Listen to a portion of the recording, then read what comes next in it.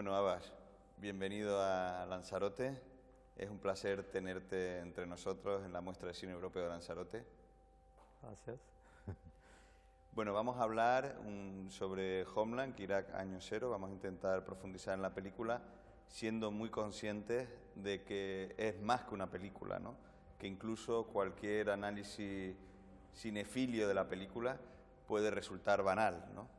Bueno, la película empieza con imágenes de la televisión, de alguna forma son imágenes propagandísticas del régimen iraquí, y sin embargo tu película se posiciona en una realidad totalmente antagónica, que es la realidad de la vida familiar, de la vida cotidiana de tus familiares y amigos.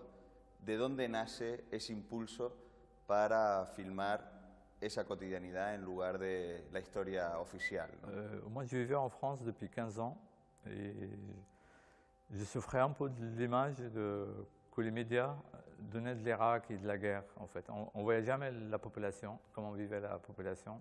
Les 25 millions d'Irakiens étaient complètement ignorés des médias. On parlait de Saddam, comme si en Irak il n'y avait que Saddam ou 25 petits Saddam. Donc mon devoir en tant que réalisateur et en tant qu'Irakien, c'était d'aller en Irak, de montrer le vrai visage des Irakiens que les médias ne montraient pas. Junto a esas imágenes de la televisión, también al principio vas marcando diferentes fechas, diferentes celebraciones que se llevaban a cabo durante el régimen de Saddam. Pero sin embargo, en esa idea de situarnos en la intrahistoria, en la vida cotidiana de tu familia, se produce un efecto en nosotros como espectadores de reconocernos en el otro. De pronto esa familia tiene los mismos problemas que tiene una familia, que puede llegar a tener una familia occidental, ¿no? ¿Dabas mucha importancia a esa primera parte, a ser un retrato casi etnográfico de la vida cotidiana en Irak? En fait, moi j'ai eu parmi mes professeurs de cinéma, il y avait Jean Rouch, donc l'inventeur de l'ethnographie au cinéma, et nous a enseigné l'intérêt de la vie quotidienne. Et lui, il a beaucoup filmé en Afrique, les petits villageois. Et donc c'était une leçon pour moi de filmer les Irakiens dans leur vie quotidienne, et surtout à la veille d'un bouleversement qui allait peut-être tout bouleverser, enfin bouleverser le quotidien, et en fait ça s'était avéré vrai. Et donc en rentrant en Irak avec une caméra, parmi les choses que j'avais déjà l'intention de faire, c'est de filmer le moindre détail de la vie quotidienne, parce que le moindre détail risquait de disparaître avec la guerre. Eso, como hemos dicho, produce un efecto muy interesante en el espectador, de reconocerse en el otro, en el que normalmente los medios presentan como un extraño, ¿no? Incluso a veces como el enemigo. Sin embargo, hay un proceso de selección en quienes aparecen en la película. Has comentado que realizaste un casting entre tu propia familia. Tu hermana, por ejemplo, no sale en la película. ¿Cómo fue ese proceso de selección para decidir quiénes salían y quiénes no salían en la película? Jean-Luc Godard disait « Tout grand film documentaire tend vers la fiction et tout grand film de fiction tend vers le documentaire ». Et donc, moi je crois à ça, et donc j'ai fait une sorte de casting. Même si c'est un documentaire, j'ai fait un casting parmi ma famille. Et à force de les fréquenter, de les filmer, j'ai su tout de suite qui peut apparaître à l'image, qui a envie d'apparaître à l'image, qui n'a pas envie, qui a un problème avec son image. Et donc j'ai écarté par exemple mes sœurs qui ne voulaient pas apparaître ou qui voulaient apparaître voilées. Moi je ne voulais pas tricher avec la réalité. Et donc la sélection s'est faite naturellement. C'est-à-dire, généralement les enfants, les adolescents, ils ont un rapport très normal avec la caméra, ils ne font pas attention. Et c'est pour ça qu'on voit beaucoup mes nouveaux-nièces et presque pas mes sœurs. Par exemple, mon nouveau Haïda, il a un rôle très important dans le film, et c'est lui qui a pris le pouvoir sur le film. Par son intelligence, sa vivacité, sa présence, il s'est imposé. Je l'ai laissé faire en fait. La película empieza con la imagen de un gato negro que en el imaginario, al menos occidental, se asocia a la mala suerte, a un destino trágico. Vemos acompañado también del sonido de un reloj, como de una cuenta atrás. ¿Eras consciente cuando estabas grabando aquellas imágenes que la historia iba a tener un final trágico? Non, bien sûr que non. Non, si je savais qu'il y aurait une fin tragique, je n'aurais même pas commencé le film. Mais par contre, le tic-tac de l'horloge, ça c'était fait exprès. C'était le compte à rebours de la guerre qui risquait d'arriver à tout moment. Mais par contre, le chat noir, ça n'a pas une signification symbolique dans mon film. C'est juste commencer par des scènes les plus banales, c'est-à-dire dans presque toutes les maisons du monde, dans les jardins, on trouve un chat. En la película, ¿no? De pronto, en la primera parte de la película, de entender, no sabemos si es de no ser conscientes o por lo menos tomarse la llegada de la guerra de una manera bastante estoica y con alegría, incluso por momentos. De hecho, una de tus sobrinas dice en un momento dado que debemos pasarlo bien antes de la guerra, ¿no? ¿Crees que eso era de alguna forma una especie de protección que tenían tu familia con respecto a lo que se estaba acercando o que no eran conscientes del todo de lo que iba a implicar la guerra? Oui, exactement. Alors, dans le film, il y a beaucoup de rire. Et en fait, le rire, c'était pour conjurer la peur. También hay una cuestión que, digamos, la violencia de lo que va a implicar la guerra va apareciendo poco a poco en la primera parte, sobre todo a través de los niños. Al principio nos da la sensación de que la guerra no es más que un juego, los niños juegan con pistolas de plástico, juegan incluso a ser soldados. De alguna manera que da la sensación que hay esa inconsciencia, ¿no? De alguna forma de lo que va a implicar, y tú lo muestras siempre a través de los niños, ¿no? Que en el fondo son como las últimas víctimas de la guerra, ¿no? O las primeras víctimas de la guerra. Oui. Moi, ma fille, elle est née pendant le premier jour de la guerre du Golfe. C'était à Paris, donc elle est née à Paris. Et le jour de sa naissance, j'ai pensé, voilà un enfant irakien qui va échapper à la mort. Et donc en Irak, dans chaque enfant, je voyais ma fille. J'ai passé des mois en Irak loin de ma fille, mais en même temps, je la voyais dans tous les enfants. Et tous les enfants, ils étaient comme mes enfants. Enfin, c'est pour ça que j'ai un attachement particulier aux enfants. Et c'est pour ça qu'ils sont très présents dans le film. Et en même temps, la plus injuste des guerres, la plus injuste chose qui peut arriver pendant la guerre, c'est la mort des enfants. Parce qu'ils n'ont rien à faire avec la guerre.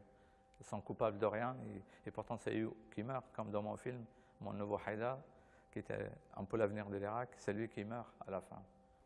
Hay un momento en la película que parece anecdótico, pero que a mi juicio no lo es porque habla bastante de lo que era la vida en Irak, que es cuando están en Hit, la ciudad de Hit, y precisamente estás con los niños y hay un zoom hacia atrás y aparece un hombre que sube a una palmera a trabajar en las palmeras, a cortar las ramas, y tú le preguntas por su pasado y descubrimos que está en la universidad, o que ha estado en la universidad, y nos habla un poco del Irak de esos momentos durante el embargo, ¿no?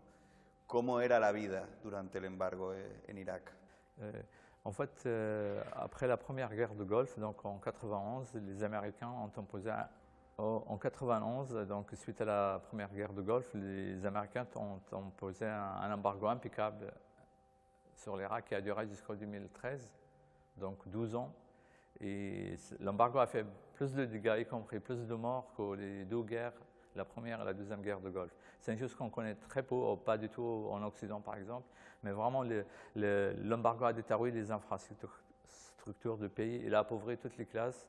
Et donc la classe moyenne par exemple qui maintenait la cohésion du pays, sa culture, elle a été complètement appauvrie. Et il n'y a qu'une faible minorité liée au pouvoir qui s'est beaucoup enrichie grâce à l'embargo. Et moi j'espère qu'un jour, si les Américains sont jugés pour des crimes de guerre, qu'ils soient jugés aussi pour l'embargo y ce qu'il a causé en Irak. Hay un momento en la película que es cuando tu sobrino Haider está preparando los cristales para los bombardeos, que no se rompan, que no caigan dentro de la casa, los cristales de las ventanas, y en ese momento nos dices que va a morir, que su final va a ser trágico. ¿Por qué decidiste decirlo en ese momento? En fait, quand j'ai commencé à faire le montage, je savais que la fin, ça finirait par la mort de Haïdar. Et donc, quand j'ai commencé le montage, je savais que la dernière séquence, ce serait la mort de Haïdar. Donc, tous les films, je les montais par rapport à cette fin. Et la question, c'était à quel moment la lancer? Est-ce que j'attends la fin pour la lancer ou pas? Et finalement, j'ai opté pour le choix que vous avez vu dans le film, c'est-à-dire la lancer très tôt de la première partie. Pourquoi? Pour qu'à chaque fois qu'on le voit après, dans des moments de la vie quotidienne, on sait que c'est fragile. En fait, La mort de Haïdar, c'est la mort d'une centaine de milliers d'autres enfants. Donc, pour donner une idée concrète de la guerre, qu'est-ce que c'est? Ce n'est pas juste une menace, c'est une menace qui peut arriver. C'est-à-dire que dans la deuxième partie, on entend beaucoup de coups de feu. Et des fois, même Haïdar entend un coup de feu, il dit tiens, un coup de feu. C'est comme un jeu. Mais un coup de feu, la balle, elle peut attirer, elle peut atteindre quelqu'un, comme Haïdar à la fin. Donc, une balle perdue, il l'a tué.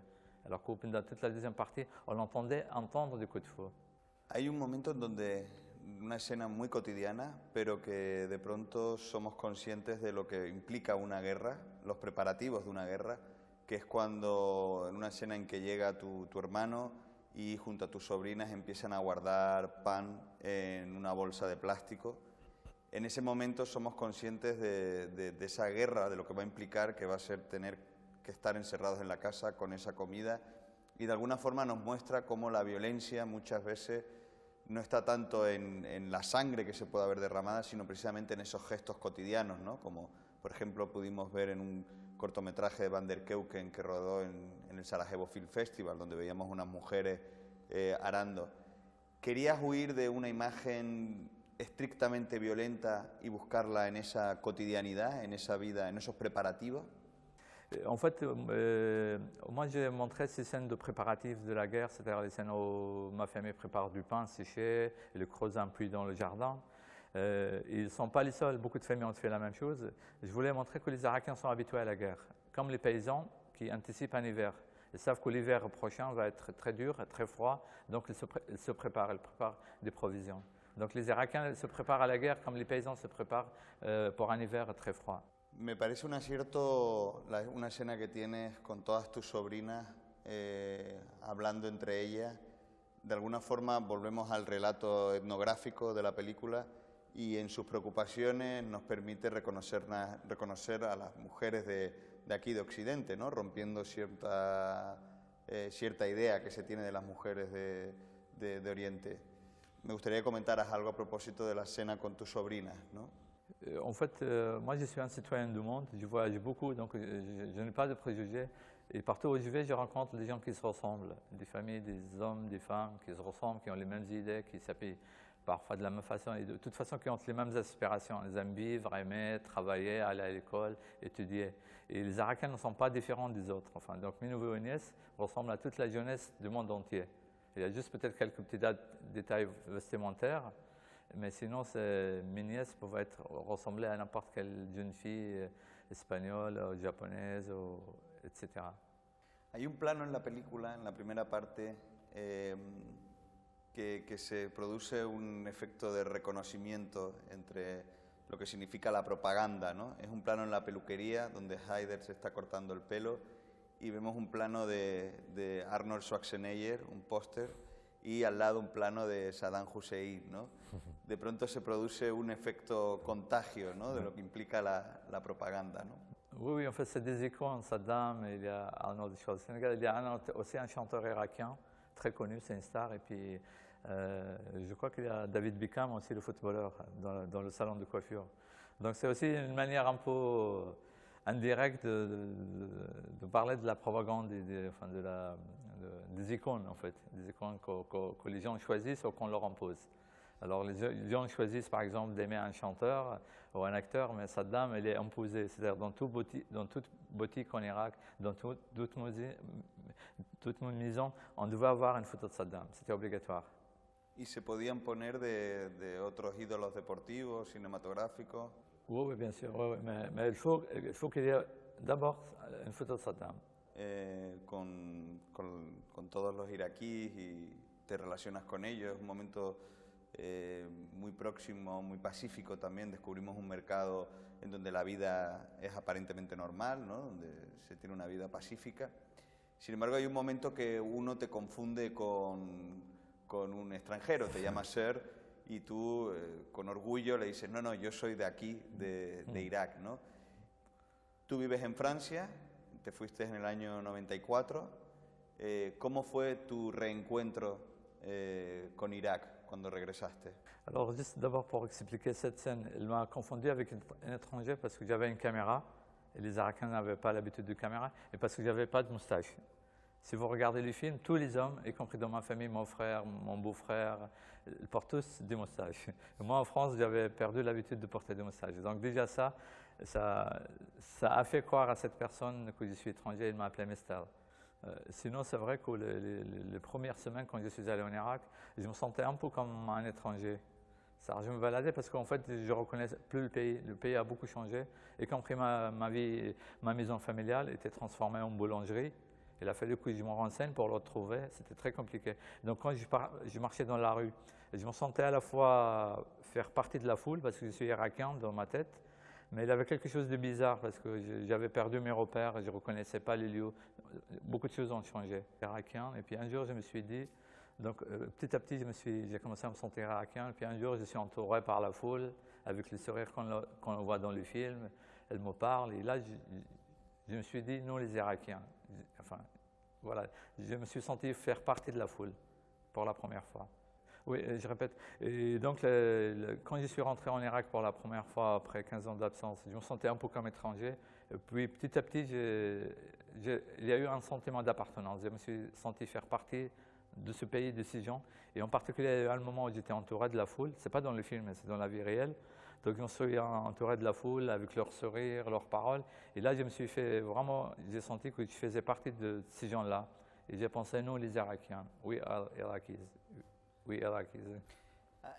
Hay una escena en la película que incluso aquí en España nos puede recordar a una cierta idea de comunidad o de barrio más ya desgraciadamente antigua, ¿no? Más de los, quizás de los años 80 hacia atrás, ¿no? Que es una escena en donde tu familia reparte comida a la comunidad del barrio, ¿no? Me gustaría que comentaras un poco esa vida en comunidad en el barrio donde vivía, ¿no? ¿Existía realmente una comunidad o cómo está ahora? ¿Hay una sensación de tensión entre ellos? Oui, ça existait jusqu'à l'invasion américaine qui a divisé les Irakiens. Il y a un sentiment de solidarité, de voisinage. Les voisins sont très importants. En Irak, on ne ferme pas, par exemple, la porte. On ne ferme jamais la porte à clé. Et même quand on part des fois de voyage dans une autre ville, on ne ferme pas à clé. Et puis quand on fait un repas, on va donner aux voisins, par exemple. Pendant toutes les fêtes, les mariages, etc., les naissances, on partage aussi avec les voisins. C'est un sentiment très important, enfin, le sentiment communautaire en Irak. Ça a commencé à finir avec l'invasion américaine, parce que les Américains sont arrivés avec une vision confessionnelle de l'Irak. Moi, mon père est sunnite, ma mère est chiite, et dans ma famille, c'est-à-dire ma sœur à Bagdad, elle est chiite, ma sœur Aït, elle est sunnite, et pourtant c'est deux sœurs. Est-ce que vous avez senti des différences? Dans la scène de Eid, quand les cousins de Bagdad, avec leurs cousins et cousines de Eid, ils jouent ensemble à un jeu de la bague cachée, est-ce que vous avez senti une différence entre eux? Non, parce que ça n'existait pas.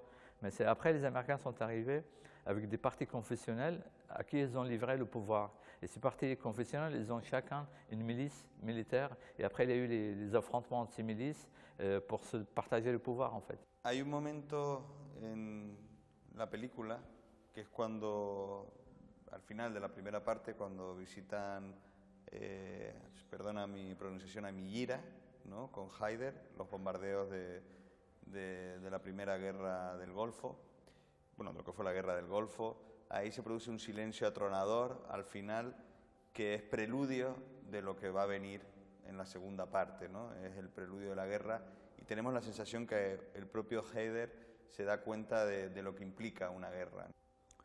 Oui, c'est à la fin du film, c'est quand Haider visite l'abri d'Al-Amadia qui avait été bombardé par les Américains, où il y a eu 400 morts.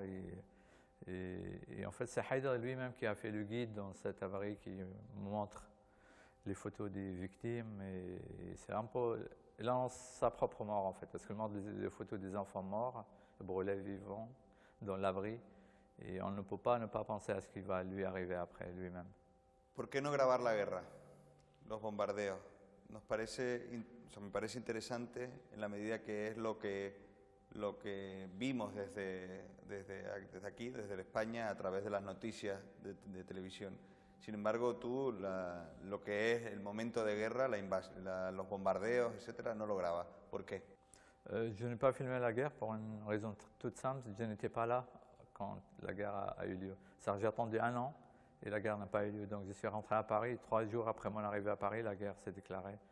Et le temps que je prépare mon retour en Irak, c'était devenu très compliqué parce qu'il n'y avait plus de liaison directe avec l'Irak. Donc il a fallu que j'aille en Jordanie, de la Jordanie en voiture, traverser le désert, etc.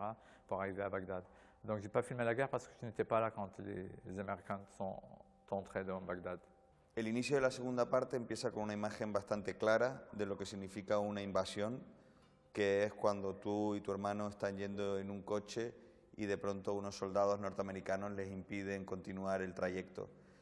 ¿Cómo fue la relación mientras filmabas con los soldados norteamericanos? ¿Tuviste algún problema con ellos?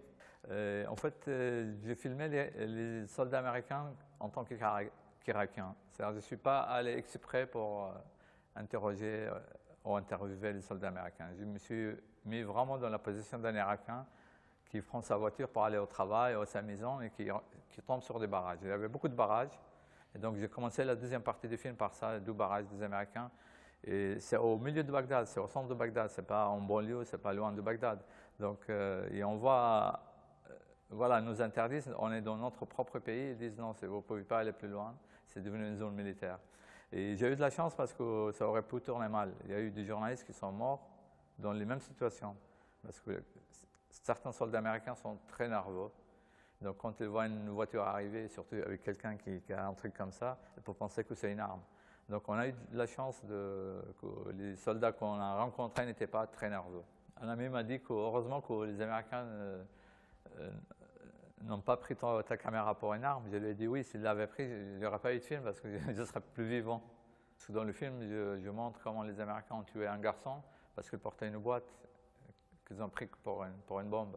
Et en fait, il y avait beaucoup de risques, non seulement des Américains, mais ça pourrait être les pillards qui pouvaient être tentés par la caméra. Ça représente de l'argent, ça peut être les insurgés.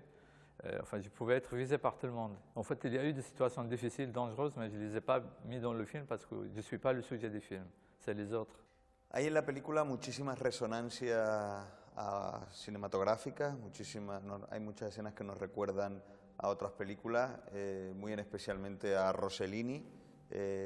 Hay un momento concreto en donde hay un soldado norteamericano con un tanque en lo que creo que es el Museo de Bagdad y un niño juega con él y es muy evidente el recuerdo de uno de los capítulos de Paisà, Camarada de Rossellini, entre el soldado norteamericano y el niño.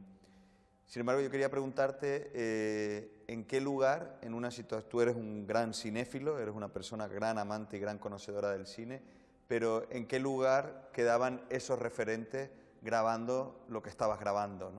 En fait, moi je suis cinéphile depuis l'âge de 5 ans et le cinéma fait partie de ma vie. Et donc les références sont intégrées dans ma vision des choses. Donc je ne me dis pas, on va tourner cette scène, je vais la tourner à la façon de tel cinéaste. Et donc le cinéma, les références cinématographiques, je les ai intégrées depuis longtemps dans ma vision des choses. Quand je filme une scène, je ne pense pas que je vais la tourner à la manière de Rossellini ou de tel. C'est vraiment intégré dans ma vision des choses, dans mon point de vue. Mais c'est vrai que pendant que je tournais la séquence des enfants avec les soldats américains devant le musée de Bagdad, je ne pouvais pas ne pas penser à Paisa de Rossellini. Et puis j'ai pensé à Rossellini aussi avec la mort de mon neveu. Rossellini a fait un film magnifique, bouleversant, Allemagne année zéro, qui raconte l'histoire d'un petit enfant perdu dans les ruines de l'Allemagne de l'après-guerre. Et le film finit par la mort de cet enfant, la mort tragique, exactement comme mon neveu, la mort de mon neveu. Donc c'était une référence évidente. Mais j'ai aussi une autre référence importante, mais plus discrète, c'est Yasujiro Ozu, le cinéaste japonais. Vraiment, je venais de le découvrir juste avant de partir tourner mon film. Et la manière dont Ozu filmait la vie quotidienne, de manière à la rendre intéressante. Il n'y a pas d'action dans le film d'Ozu. Et en regardant le film d'Ozu, j'ai eu l'impression de connaître le Japon et la vie quotidienne au Japon mieux que les films de Kurosawa ou les films de samouraï. Et donc, ça m'a donné l'idée, ça m'a rassuré sur l'idée que si je filmais la vie des Irakiens, la vie quotidienne, ça sera intéressant. On n'a pas besoin de filmer des choses spectaculaires et peut-être que filmer le quotidien, c'est plus intéressant. Hay un momento cuando aparece de nuevo la televisión, cuando están las antenas satélites que Haider nos muestra y de pronto todo lo que hemos visto al principio de la primera parte, que eran imágenes propagandísticas del régimen de Saddam, se convierten ahora en televisión, digamos, occidental, norteamericana, ¿no? Vemos series, vemos videoclips, o sea, casi parece decirnos ahí que la televisión sigue siendo la forma de construir el imaginario, ¿no?, colectivo de los iraquíes, ¿no? ¿Fue tan drástico ese cambio, ¿no?, cultural, esa transformación cultural en Irak? Sous Saddam, il avait deux chaînes de télévision officielles et il montrait ce que je montre dans mon film, c'est-à-dire surtout des chansons à la gloire de Saddam, des discours de Saddam. Et en fait, les gens ne regardaient pas. Moi, j'ai filmé parce que je viens de l'étranger, je suis chorégraphe, je suis cinéaste, j'avais le projet de film, donc j'ai filmé la télévision, les discours de Saddam, les chansons sur Saddam, mais les gens ne les regardaient même pas. Et dès que le régime est tombé, les gens, sous Saddam, c'est interdit les antennes satellites. Dès que le régime est tombé, tout le monde a acheté des antennes satellites. Avant les réfrigérateurs, avant les voitures, c'était le plus important. Et du coup, ils ont accès à des centaines de chaînes du monde entier. Et ça a été un bouleversement culturel énorme pour les Irakiens, une ouverture sur le monde. Sin embargo, mientras se coloca la televisión occidental, digamos, se destruye la memoria audiovisual de Irak, ¿no? Lo vemos cuando visitas con tu amigo el actor el archivo, la filmoteca de Irak, ¿no? Y vemos que las películas se han destrozado, ¿no? En fait, l'une des pires conséquences de l'invasion américaine, c'est la destruction de la mémoire audiovisuelle de l'Irak, parce que le bâtiment, l'office de cinéma, où toutes les archives de cinéma et de la télévision irakienne ont été abritées, a été incendié, pillé et incendié. Donc maintenant, l'Irak n'a plus de mémoire audiovisuelle, ni de films de fiction, ni de documentaires. Et en même temps, il est envahi par les chaînes étrangères qui donnent des images de la vie ailleurs. C'est-à-dire, nous, on n'a plus des images de notre propre vie, mais par contre, on a accès à toutes les images du monde. C'est le paradoxe de l'invasion. En la segunda parte, la violencia es ya manifiesta, se oye todo el rato sonidos de ambulancia en Irak, vemos el sonido de los helicópteros, la amenaza permanente. Sentimos un país ya invadido con mucha violencia. ¿Cómo lo sentías tú en ese momento? Dices que estuviste fuera de Irak, la vuelta encontraste un país realmente ya inseguro, con dificultad. En fait, le sentiment d'insécurité commence quand on franchit la frontière. Parce que de la frontière de la Jordanie jusqu'au Bagdad, c'est 500 km sous le contrôle et les menaces des bandits. Donc il fallait traverser déjà 500 km et on sent le danger. Et on a failli, enfin, ce n'est pas dans le film, ce n'est pas le sujet, mais on a dû fuir avec la voiture parce qu'il y avait des bandits, des pillards de la route en fait. Et arrivé à Bagdad, donc avec ma famille, le danger était quotidien. C'est-à-dire chaque fois qu'on sortait de la maison pour aller au travail, à l'école, on ne savait pas si on allait revenir. On entend beaucoup dans le film de coups de feu. Mais comme ça, c'est loin, on ne sait pas ce qui se passe. Mais il faut penser que chaque fois qu'il y a un coup de feu, peut-être il y a une victime. Mais nous venons, quand on les entend, elles rigolent d'abord. Elles disent « Ah, t'as entendu, c'est un coup de feu ». Mais à la fin, c'est une balle perdue, elle arrive, elle touche l'un de nous. Al final de la segunda parte muestra lo que fue la represión del régimen de Saddam, convirtiendo un contrapeso todo lo que es la propia invasión, ¿no? Tú ayer decías en el coloquio que era como elegir entre la malaria y la peste, ¿no? Las dos realidades. Y en realidad nos muestras al final las verdaderas víctimas, ¿no? Gente resistente que han sido víctimas tanto con Saddam como con los norteamericanos, ¿no? Y eso lo vemos incluso en las condiciones en las que viven, pequeñas casas, etcétera.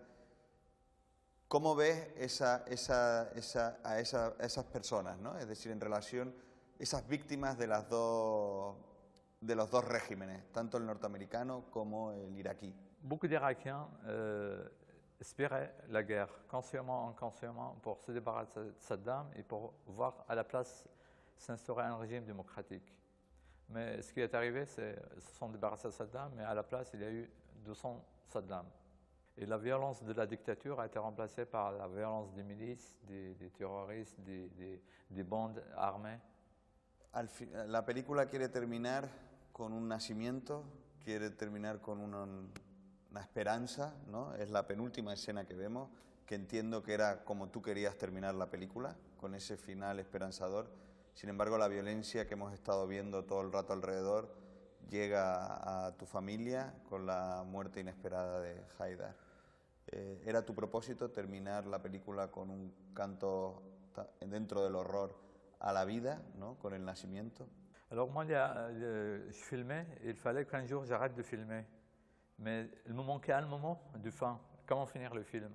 Et j'ai senti que le jour où j'ai senti que je pouvais arrêter le film, c'est à la naissance de la fille de mon frère. C'est l'avant-dernière séquence. Là, ce jour-là, avec cette naissance, je me suis dit, je vais arrêter le tournage, mon film est fini. Mais malheureusement, après, tout de suite après, il y a eu la mort de Haidar. Et donc, j'ai fini le film, non pas sur une note d'espoir, mais sur une note tragique, de désespoir. Ya para terminar, ¿por qué has tardado 10 años en montar la película? Moi, j'ai tourné pendant 1 an et demi, de février 2012 jusqu'au juillet 2003. Et à la fin du tournage, il est arrivé donc, une tragédie familiale, la mort de mon neveu. Et là, j'ai arrêté de tourner et je ne pouvais plus regarder ces images. C'était vraiment insupportable pour moi. Et j'ai attendu jusqu'au 2013. 2013, c'était le 10e anniversaire de l'invasion américaine. Et là, je me suis dit, il faut absolument que je regarde ces images. Je n'ai pas le droit de les cacher. Je suis cinéaste et je montre dans mon film la destruction de la mémoire audiovisuelle irakienne. Donc, je n'ai pas le droit, moi qui suis cinéaste, de cacher les images que j'ai filmées. Moi, j'ai filmé un moment historique, le basculement de la dictature vers le chaos de l'après-guerre. Pues Abba, muchísimas gracias por haber estado con nosotros, por haber tenido el estreno nacional en España de Homeland Irak Year Zero en nuestra muestra de cine europeo Lanzarote y te esperamos por aquí siempre, estarás bienvenido siempre que quieras. Merci beaucoup. Gracias. Merci. Listo.